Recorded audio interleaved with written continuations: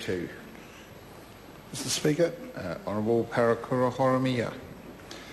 Mr Speaker, we support this bill to the Select Committee, but there are a whole lot of questions on the journey through and after the Select Committee that we would like answered. The bill makes some significant changes to the current regime.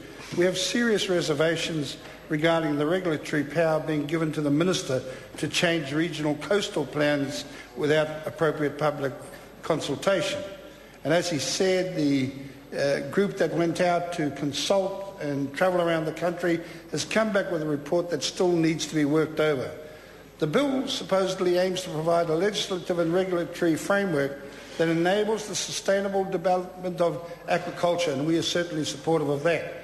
This bill is an omnibus bill amending the Resource Management Act 1991, the Fisheries Act 1998, the Māori Commercial Aquaculture Claims Settlement Act 2004, and the Aquaculture Reform, Repeals and Transitional Provisions Act 2004. This bill will be divided into 4 separate bills during the committee stage. The majority of the bill is due to come into effect on 1st of July 2011. And if we can support that to get there, we certainly would be interested in the Minister's answers. This certainly spells out the complexity of this bill and the activity as we have seen in past years. The bill incorporates some of Labour's aquaculture legislation amendment bill number 2 that was reported back from Select Committee in September 2009. However, as this bill removes the requirement for aquaculture management areas, the crossover between the bills is limited. The major change in this is the removal of the aquaculture management areas. The bill gives the Minister significant new powers. Specifically, it gives him the power to override regional coastal plans that have been developed and agreed to by councils and locals. Essentially, it undermines the process of developing a regional coastal plan. Treasury themselves expressed some significant reservations about the creation of this power. Quote, the power is not consistent with the RMA and wider resource management reforms currently under development. This power is a fundamental departure from devoted regional decision-making and integrated resource decision-making. And we have heard heaps of that talk, especially in the health area, about taking it to the front to where the local regions develop things, and this seems to be more of a centralising and pulling back of those powers that have been developed and trusting the local communities and regions to ensure that what is imbued in any progress for this great industry is something that they help to design and develop. They also note that this power only adds to uncertainty for investors who will be unsure, and this is a critical and crucial part, Mr Speaker, over whether the Minister will exercise the power or not. That is one of the big questions. It also ties the hands of councils in the consent process by requiring them to grant consents for a minimum term of 20 years. The changes in this bill are part of a wider program, which include the establishment of an aquaculture business unit, which is to be supported within the Ministry of Fisheries. But the Cabinet papers released by the Minister are not clear on just how much the total cost will be of establishing and running the unit when we are seeing the public service purposely run down. It is certainly a concern that risks of an obligatory minimum include those issues such as it could have unintended impacts on other government objectives. For example, the ability of councils to consistently manage the coastal marine area. It could encourage council to act more conservatively, leading to a greater propensity to decline consent applications.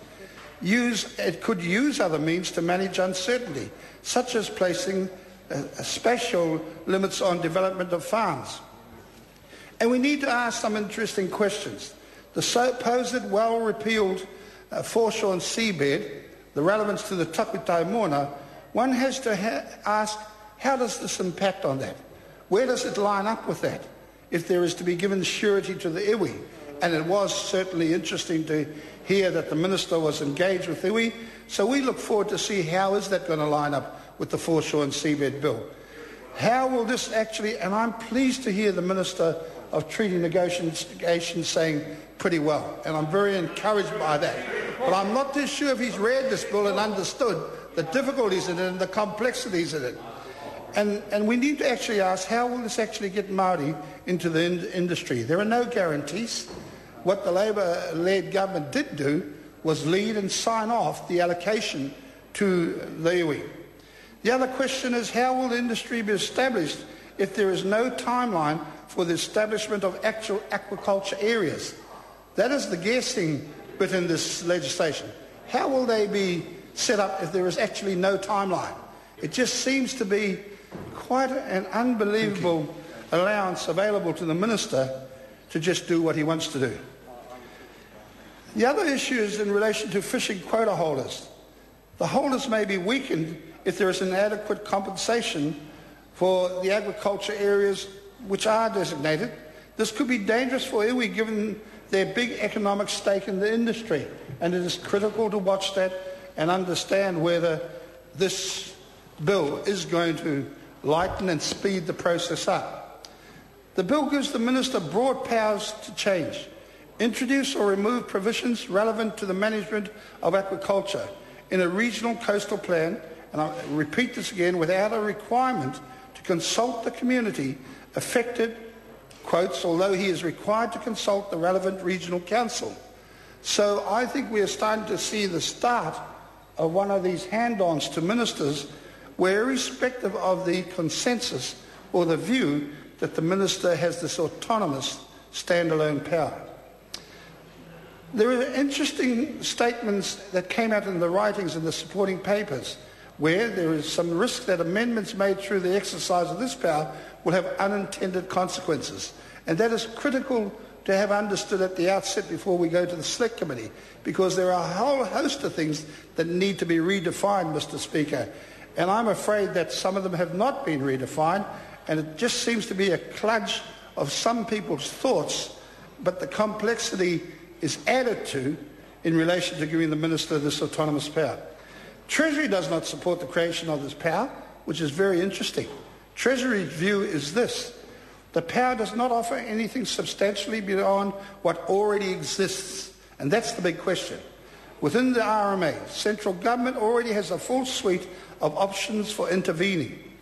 Those options can be used to achieve the same outcome as the proposed power by they have the important difference of fitting within the RMA framework. And that is a huge question that needs to be answered.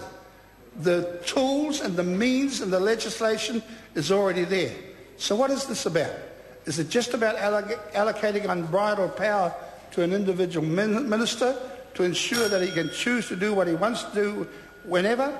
The power is not integral to achieving the aims of the reforms.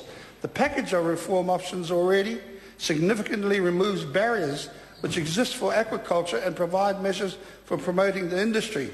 This option provides a signal, but it does not achieve anything substantial. Again, I want to repeat, the tools and the passageway through via the present legislation is already there. We certainly will support this to the Select Committee, Mr. Chair. But on the way, we want those questions answered. What are the unintended consequences? How is the Minister going to assure that there is a commitment and recognition of what local communities and councils need, Mr. Speaker? But we certainly will be watching this legislation with interest and look forward to the debate and discussion. Mr. Chairman. Honourable Nick Smith. Mr. Speaker, I'm delighted